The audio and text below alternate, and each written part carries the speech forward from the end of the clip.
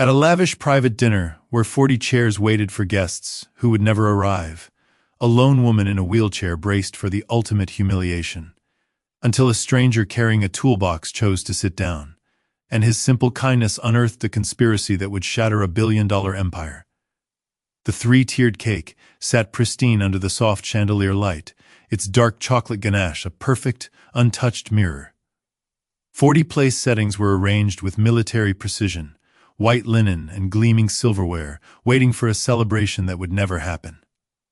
At the head of the long, empty table, Celeste Kingsley, a CEO whose mobility empire was worth billions, sat in her wheelchair, her spine ramrod straight. The silence in the room was a physical presence, thickening with every tick of the antique clock on the mantelpiece. For 18 months, she had been rebuilding her life and her company from a hospital bed, and this night was supposed to be a testament to her return, a declaration that she was still here, still in control. Instead, it was a void. A few stories below, in the service corridor, a broad-shouldered man in a worn denim shirt was repairing a warped oak door. He was a craftsman, a carpenter, a man whose world was built from wood and joints, not corporate machinations. He didn't know the woman upstairs, he just heard the silence from the private dining room. When the manager finally moved to begin the humiliating process of clearing the table, this man, Owen, stepped through the doorway. He pulled out 2 chairs, set them across from the lonely woman, and asked, "Would you mind if we sat with you?" He had no idea that this quiet act of humanity had just made him a target in a war he never knew existed. He did not calculate the chasm in their social status. He saw only a woman left alone on her birthday, and knew it was wrong. What he didn't realize was that the simple act of pulling out those 2 chairs was enough to shake the foundations of a corporate empire, exposing a web of greed, sabotage, and murder that had been spun over 2 long years. Stay until the end to see how 2 ordinary chairs became the instruments of a revolution. Sometimes, the most powerful door is the one you choose to open. The Holston Grand, a towering monolith of glass and steel, commanded the 37th floor of the financial district. Its rooftop restaurant was a fortress of exclusivity, where a reservation was a testament to one's social standing. Celeste hadn't simply booked a table. She had commandeered the entire private dining room. A sprawling space, it was a shrine to opulence, with a wall of floor-to-ceiling windows that offered a breathtaking panorama of the glittering cityscape below. The white linen tablecloths were pristine, the 40-place settings gleamed under warm chandelier light, a silent army of polished silver and crystal. Fresh white orchids flown in from Hawaii stood tall in their slender vases. The wine, a rare vintage from a boutique Napa vineyard, was worth more than most people's monthly rent. And at the center of it all was the masterpiece, a 3-tiered vanilla sponge cake, layered with dark chocolate ganache. A culinary triumph commissioned from a renowned pastry chef, whose very price list was a conversation starter. But the string quartet had been sent home, their services not required. Celeste was 38 that evening. Her back was straight, a posture of command honed over years in the boardroom, a defensive wall she had built since the accident 18 months prior. She had checked her phone what felt like 100 times in the last 90 minutes. The last message from her assistant had blamed the bridge traffic. She had simply nodded. She understood the silence. Her cousin, Everett, hadn't come. Her closest friend, Veronica, hadn't come. 3 board members she had personally called hadn't come. She had built her career on reading patterns, in market data, in engineering specs, in the subtle shifts in a competitor's posture. The pattern of 40 empty chairs on the night of her birthday was brutally unambiguous. The car accident had robbed her of the use of her legs, but she had fought her way back with a ferocity that had surprised everyone. But she was learning a hard truth. While she had been away, the people who had once feared her had learned how to organize their absence. Owen Carver wasn't supposed to be on that floor. He was a carpenter who restored high-end woodwork for a select clientele. The Holston Grand had called him in to fix a warped oak door at the entrance to the private corridor. He had his 8-year-old daughter, Avery, with him. It was a quick job. They'd be done in an hour and then grab some dinner. Down the plush hallway, pushing his rolling tool cart, 2 white waiters near the service station looked him over from his work boots to his faded denim shirt. They exchanged a glance, one of them smirking, and turned away without a word. Owen had seen that look 1,000 times.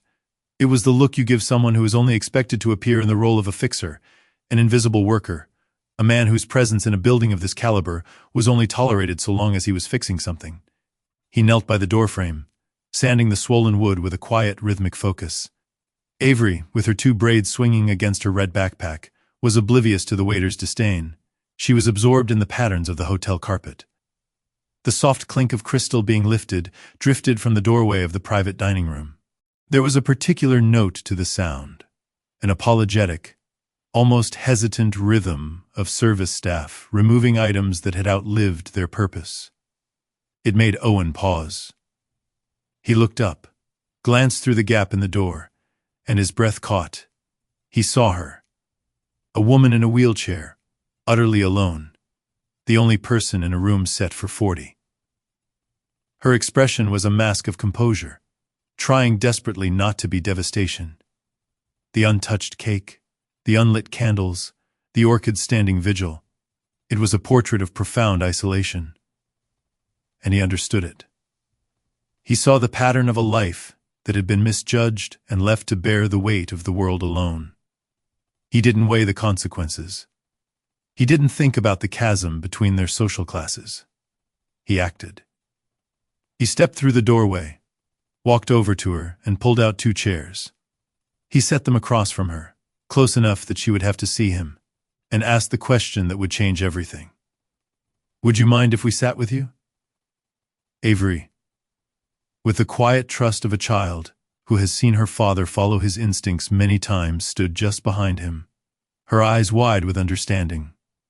She knew this was important. Celeste appraised him. Her eyes, sharp and intelligent, studied him the way she would analyze a potential competitor. "I didn't ask for company," she said, her voice cool, "and I don't need pity." "I'm not offering pity," Owen replied calmly. "My daughter has a weakness for good ganache. It'd be a tragedy to let 3 tiers of this go to waste on an empty room."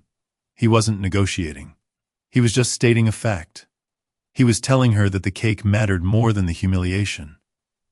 It was a simple, elegant redirection, a way of saying, "This is not about your pain, this is about the cake." Avery, a master of social cues, sat down. She took a plate and, with the seriousness of a culinary critic, asked Celeste, "Which flavor is the bottom tier?" "I'm trying to decide if it's lemon or passion fruit." The question was so spectacularly mundane, so free of the weight that had been suffocating the room, that Celeste's composure cracked. She didn't produce the polished, guarded laugh she used in the boardroom. She laughed, a real, honest, startled laugh. It was the laugh of a woman who had been treated like a person instead of a liability for the first time in months. She told Avery the bottom tier was lemon curd. She told her about the orchids, about the man in Hawaii who named his plants. In the quiet hum of the room, while Owen carefully sliced 3 pieces of cake, nobody mentioned the 40 empty chairs. It was a moment of profound humanity in the middle of a carefully orchestrated disaster. When he stood to leave, Owen paused. He knelt beside her wheelchair, and with the focused attention of a master craftsman examined the locking mechanism on the left rear wheel. It was a subtle thing. The lock was installed at a slight angle, just 2.5 degrees off true. It wasn't immediately noticeable, but it redirected a portion of the load onto her wrists with every movement. It was a design flaw that would, over time, cause a cascade of repetitive stress injuries. Frothenjustman doesn't just see the surface, he sees the weight it carries. "I'm sure your team of engineers is highly qualified," he said, "but the lock is off. It's putting strain on your wrists." He pulled out a small multi-tool and made 3 precise adjustments. He tested it twice and stood back up. Celeste stared at him. "That chair is a prototype for my own company's engineering division," she said flatly. "They have more combined degrees than you've likely seen in one room." "I don't doubt it," Owen said, wiping his hands. "But that team is 2.5 degrees off true north." He packed his tools, took Avery's hand, and they left. The door swung shut behind them with a clean, solid thud. Celeste sat alone for a long time, staring at the 2 chairs pulled out across from her. It was the first time in a long time she didn't feel the solitude as a verdict. It was just a room, a quiet space to think. When she returned to her penthouse, her phone lit up. It was a message from an unknown number. She read it twice. It said, "Tonight's party was only the beginning. Resign before everyone else walks away too." Her face went still. 18 months of reading the silences in the boardroom had taught her how to recognize a coordinated attack. This wasn't a scheduling accident. It was a campaign. And whoever was behind it was watching her every move. By morning, her assistant confirmed the terrifying truth. Every guest on her birthday list had received an official-looking email saying the dinner was canceled at her personal request. It had been sent from her assistant's company account. The only problem was, the assistant had been across town at a vendor meeting at the exact time the email was sent. Someone had accessed her systems. Someone wanted her isolated, and they had the technical know-how to make it happen. The most painful part wasn't the attack itself. It was the revelation that not a single one of her 40 guests had bothered to call and check if the invitation was real. They had accepted her cancellation without a second thought. It was a devastating indictment of the world she inhabited. They had abandoned her at the first sign of a reason. Celeste called Owen. She didn't plead. She offered him a job, a contract to evaluate the mobility prototype, with a clear scope and a fair rate. "I'm not offering charity," she said, her voice firm. "I'm offering work. The kind of work that won't get done if the man who can see the problem refuses to walk through the door." Owen was silent for a long moment. Then he asked, "What time do you need me?" And the silence ended. When Owen arrived at the corporate headquarters the next day, he walked beside Celeste through the gleaming lobby. The receptionist's gaze flickered to his work boots, his denim shirt, and a slight frown creased her brow. This was a world of tailored suits and polished shoes. He didn't belong. At the end of the corridor stood Everett Kingsley, Celeste's cousin, a man with a perfect haircut and an expensive suit. He watched their approach with the patience of a predator recalculating the odds on a previously settled kill. Who exactly did she bring up to the floor with the proprietary technology? He murmured to Veronica Ashford, who stood behind him. The question wasn't about Owen's identity. It was about the fact that Celeste had broken a quiet, unwritten rule about who was allowed to stand beside her. It was a question that carried the weight of a man who believed that expectation was an unspoken policy of the building. The research lab was a clean, pressurized space where a team of 12 engineers had spent 3 years developing the company's crown jewel, a smart wheelchair using adaptive sensors to navigate the real world. Owen didn't introduce himself. He just asked to watch Celeste navigate the prototype across the test surfaces. He observed for 20 minutes, hands clasped behind his back, his face a mask of quiet concentration. He was learning the machine, feeling its subtle flaws. He then asked to see the design files. He set the current version side by side with a version from 6 weeks prior, cross-referencing sensor placement diagrams with hardware specs, and testing logs with the methodical pace of a man who never rushes a conclusion. When he finished, he listed 3 issues. The wheel lock repositioning, the recalibration of the balance sensors to favor ideal conditions over real-world surfaces, and a flaw in the central control logic that prioritized a smooth demo over reliable function in ordinary life. These weren't mistakes. They were deliberate, calculated choices.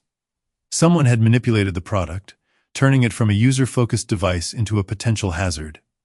Owen's findings were damning, but the problem was, the access logs for that specific period had been conveniently deleted.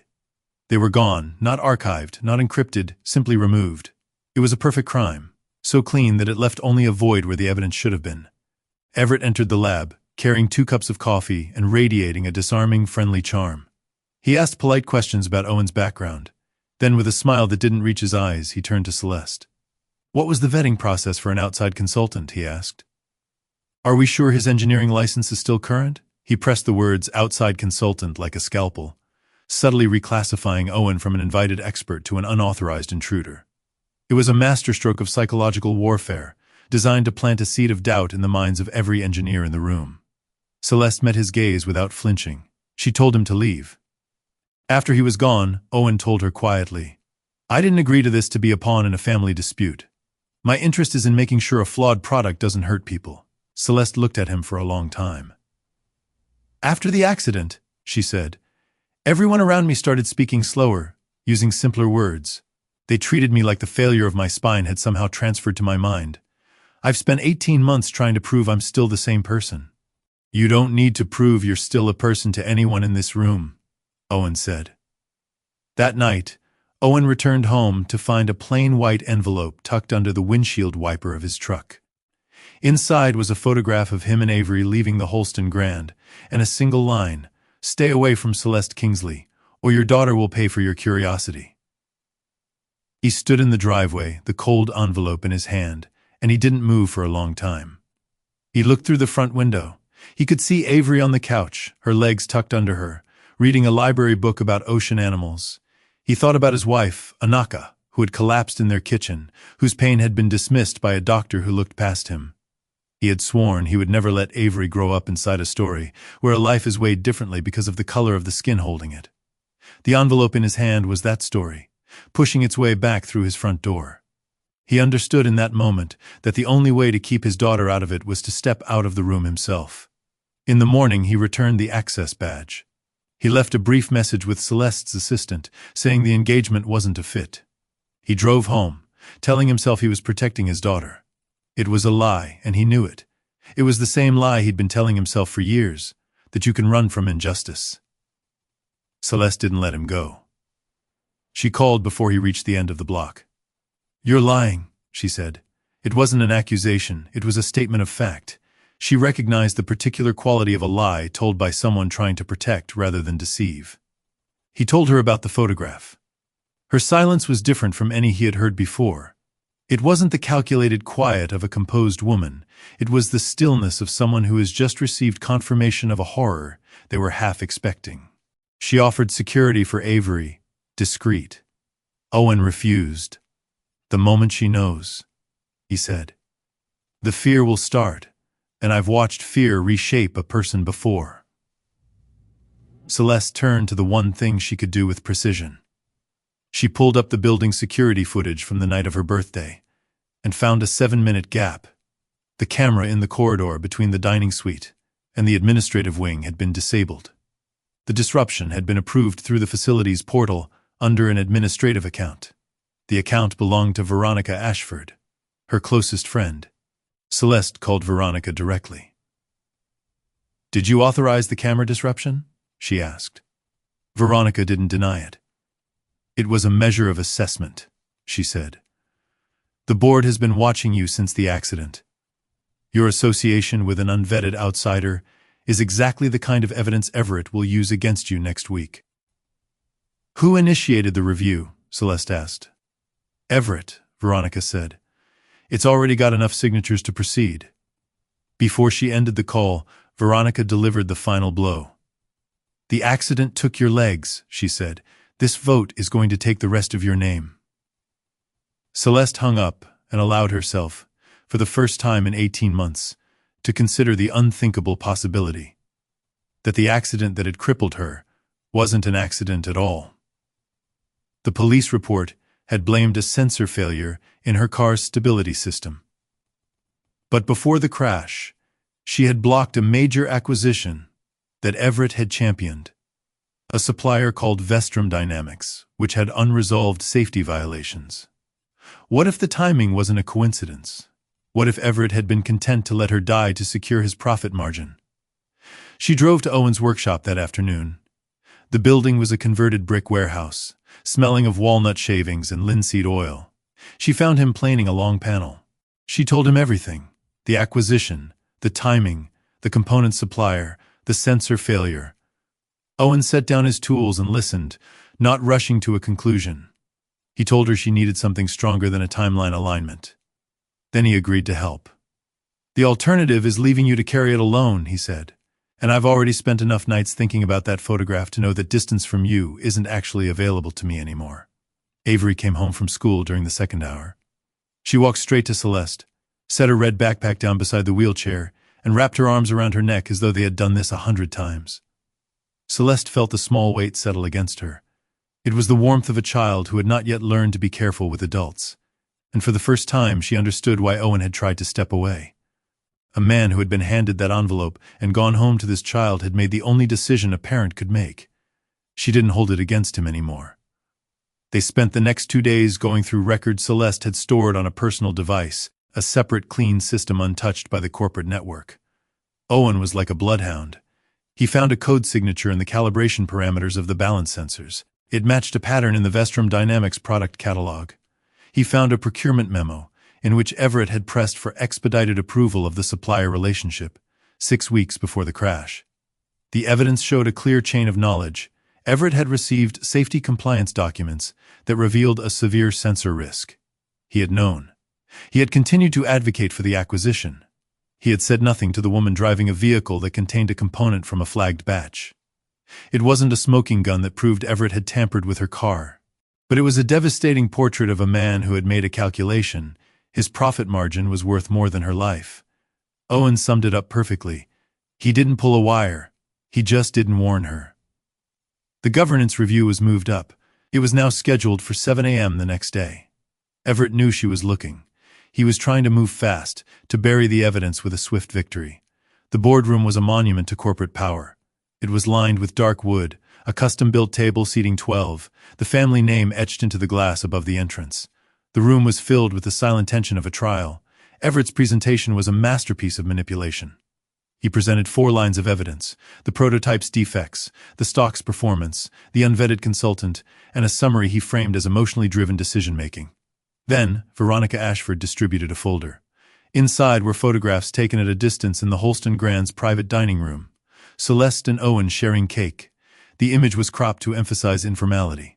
The individual pictured, Veronica noted, accessed proprietary technology within 72 hours of this meeting. One of the older board members leaned forward. "Is the consultant's engineering license current?" he asked. Everett answered for him. "It lapsed several years ago," he said, a disarming smile playing on his lips. It was a low blow, a targeted strike designed to discredit Owen personally. But Celeste didn't flinch. She introduced Owen to the room. She stated plainly that he had identified a deliberate manipulation of the company's most important product. He wasn't there to defend his credentials, he was there to present the data. Owen stood and walked the board through the original design documents and the altered version. He detailed the 3 technical deviations. He presented the deletion log. He noted that the modifications had been made in a 6-week window that only senior personnel with Level 4 clearance could have accessed. He didn't name Everett. He just showed the access tier and let the room connect the dots. "The board is welcome to have these documents independently reviewed," he said. "The data says what it says, regardless of who is holding the pointer." Graham Wexler, the lead independent director, acknowledged the evidence and then called for the vote. The result was an 8-8 tie, with Veronica Ashford holding the deciding ballot. She took a deep breath, looked at Celeste, and voted to remove her. Celeste left the building through the front entrance, her chin level, her expression giving nothing to the journalists on the steps who had already been tipped off about the coup. She wouldn't take the service entrance. She had built 27 years of her professional life in this building, and she would leave it through the front door, in full view. By early afternoon, Everett was named acting CEO. He suspended the Smart Wheelchair project, terminated 6 engineers who had been loyal to Celeste, and announced he would proceed with the Vestrum Dynamics acquisition at an accelerated pace. It was a complete victory. Owen didn't bring flowers. He didn't offer speeches about resilience. He called and said, "I'm going to be in the workshop for the rest of the afternoon. You're welcome to come." He said nothing more. He waited for her to decide. She came. He had cleared a long workbench. He was building her a chair. Not a medical device, but a piece of furniture designed for a specific person's actual body. "I don't know how to design the seat geometry without your input," he said. "It'll be better with you in it." They worked on it for 3 hours. Avery, sitting at the end of the bench, drew the chair from 3 angles. She looked up and asked, "Do you want it painted the same blue as my bicycle?" Celeste laughed for the first time in 3 days. "Blue would be fine," she said. Avery nodded with the solemn satisfaction of a project director whose proposal had been approved. While they worked, Owen traced the corporate structure of Vestrum Dynamics. He found that the acquisition would route a substantial portion of the transaction value through a holding company called Ashford Strategic Holdings. It was registered in Delaware, and its beneficial ownership was a trust belonging to Veronica Ashford. Veronica hadn't just cast the deciding vote as a favor to Everett. She had cast it as a financial partner with a material interest in the acquisition. She was a key player, not just a bystander. That evening, Veronica called Celeste from an unknown number. "If you want to know what really happened to your car," she said, "come alone." Veronica was waiting for her in the private dining room of the Holston Grand. She was sitting at the window, not a drink in sight. She admitted everything. She had authorized the camera disruption. She had helped Everett build the case against Celeste's judgment. She had been promised a position in the restructured company. But within the past 72 hours, she had understood that Everett intended to leave her exposed as the sole architect of the coup. She was being sacrificed. But that wasn't the part that mattered most. Veronica revealed the ultimate secret. 7 days before the accident, Everett had received a safety compliance report from Vestrum Dynamics. It identified a calibration failure in a sensor component across several production batches, including the batch that had supplied Celeste's car. He hadn't transmitted it to regulators. He hadn't told Celeste. He'd held the information for 7 days because a recall would have killed the deal. Veronica had the original forwarded email, with Everett's name on the recipient line, and a timestamp 7 days before the crash. She handed it over. The meeting was over. 3 days later, at the official signing ceremony for the Vestrum Dynamics acquisition, Celeste, Owen, Veronica, and 2 independent attorneys walked in. The room went quiet. Celeste walked in, and the room went silent. Graham Wexler read the email. The board traced the ownership chain of Ashford Strategic Holdings. They suspended Everett on the spot and canceled the signing. Everett lunged, desperate. "You staged everything to reclaim power," he shouted. Celeste didn't flinch. "I didn't come to take the chair," she said. "I came to make sure you don't get to keep sitting in it." The board voted to restore her position. She declined and returned the next morning with 3 conditions: an independent safety oversight committee, a user advisory group, and a mandatory third-party safety audit for every acquisition. They accepted. Then they offered her the CEO position back. She said yes. Everett was arrested and eventually faced 3 federal counts. Veronica cooperated with the authorities and resigned from the company. 1 year later, Celeste turned 39. She didn't rent a room for 40. She asked Owen to choose the venue. He chose the workshop, now a shared design studio. Avery, now 9, wore a blue sweater, the color of her bicycle. At the center of the room stood 2 chairs Owen had brought back from the Holston Grand that first night. The cracked leg of one had been rebuilt with a mortise and tenon joint cut from matching walnut. They didn't look repaired. They looked as though they had always been exactly what they were. Celeste arrived early. She found Owen beside them. Avery pulled the left chair out for Celeste, just as Owen had done. Celeste settled in and put her hand on the armrest of the one beside her before Owen could take it. "You know," she said, her voice quiet, "what you did that night wasn't just about cake. You reminded me that choosing to stay beside someone when every easier option is available can be its own kind of door." Owen looked at her, at the room, at the restored chairs. "Can I keep sitting beside you?" he asked. Celeste looked at him, and the room filled with the warmth of people who had chosen to be there. "This seat has always been yours," she said. The room, once set for 40 and holding no one, now held exactly the people who had chosen to be there. And at the center of it, 2 chairs that had stood empty were now occupied. The strongest empires aren't built from fear, but from the people brave enough to pull out a chair.